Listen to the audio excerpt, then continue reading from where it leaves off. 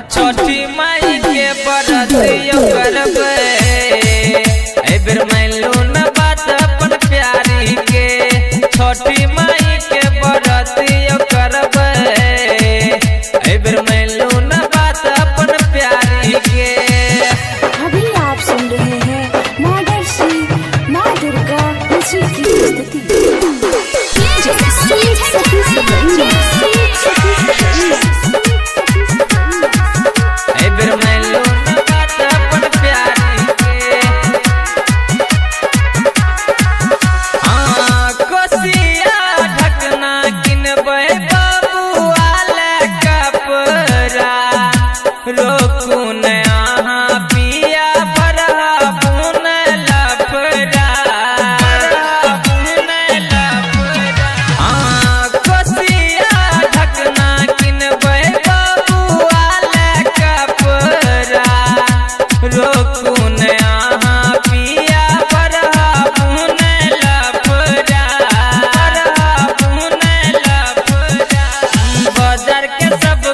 पूजन करैया टोला पड़ोसा के